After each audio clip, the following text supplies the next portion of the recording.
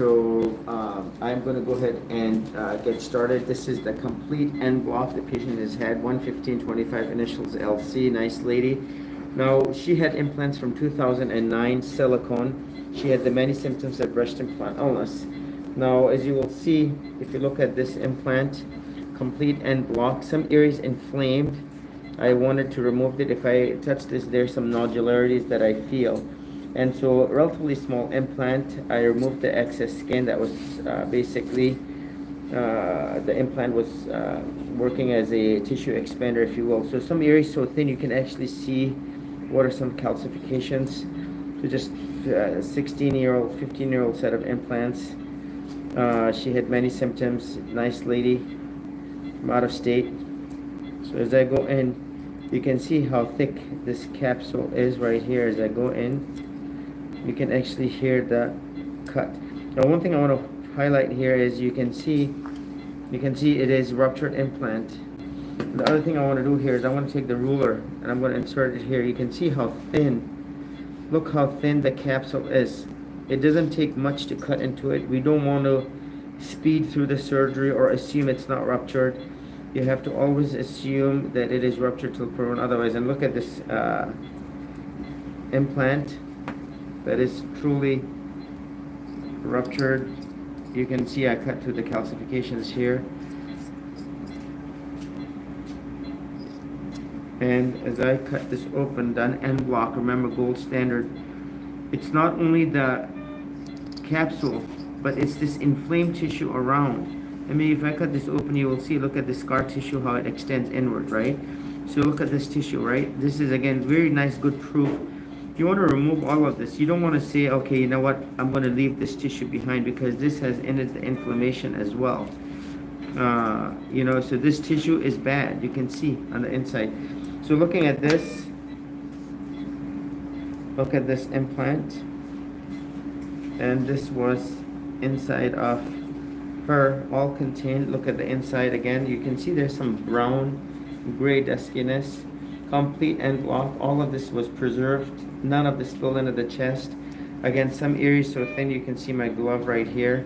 Some areas thick. And look at this, how this implant has literally, this is supposed to be the nicer, better, safer gummy bear implant. Look at the way, is this gummy? And I'll tell you, there's nothing gummy about it.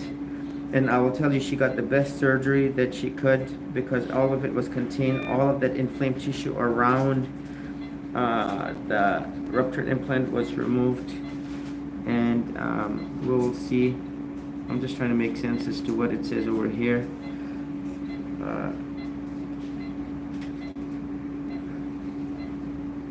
Can you turn my headlight on?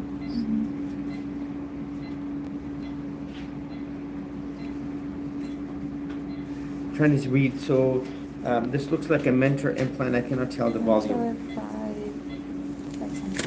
So I'm going to go ahead and change my gloves, and now we're going to focus onto the left side. I cut the excess skin out. It really helps with the contouring. This lady is 40 years of age, and you can see again, relatively thin capsule. Some areas thick. You can see the calcification. Look at this tissue on top.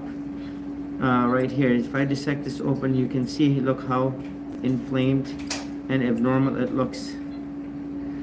So you don't want to leave this behind. Likewise over here, if you look at this tissue, I'm going to cut open from here. You can see there's a lot of inflammation in here. If I touch this, you can see it is not good consistency. You don't want to leave that behind, because that silicone likely has leached. The inflammation has basically spread to the periphery. So as I go in here,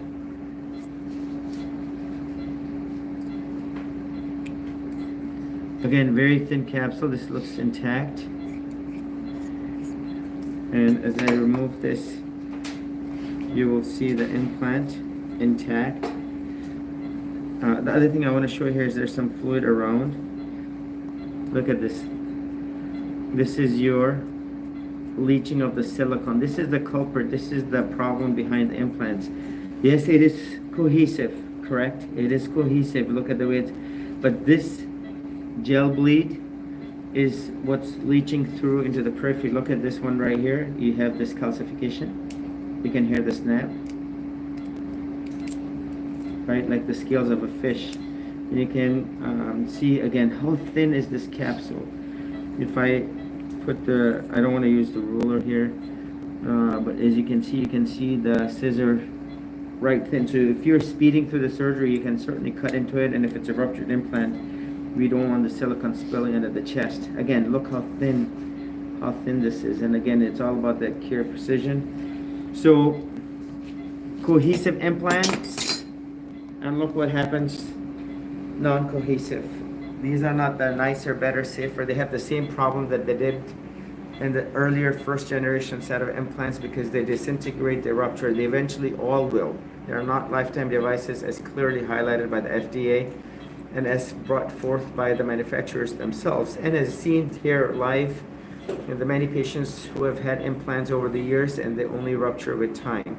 The longer you have them, the higher the chance for rupture. And this is where, if you look at Mentor, they tell you get an MRI at year 3, and then every 2 years they're onward looking for what is a rupture. So the goal here is do your homework, do it right, do it once, and you want to see the video of the chest wall showing complete removal of the chest, the capsule, and cutting open of the implant on the table, so that you have that absolute peace of mind that all of it was removed and all of it was tested. So the implants will be returned to the patient. Capsules will be sent to pathology to rule out that very rare BIALC, LCD30 analysis is going to be done. Cultures will be done for aerobic, anaerobic, and fungal.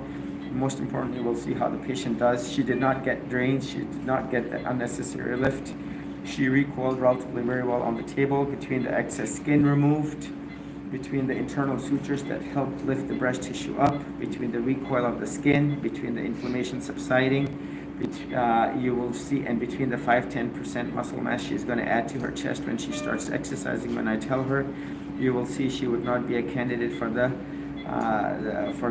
lift. And the other thing I must mention, this lady had surgery done around the nipple areola. In order to put the implant in, she had what was, I would say, very bad scars around the nipple areola that she was not happy at all with.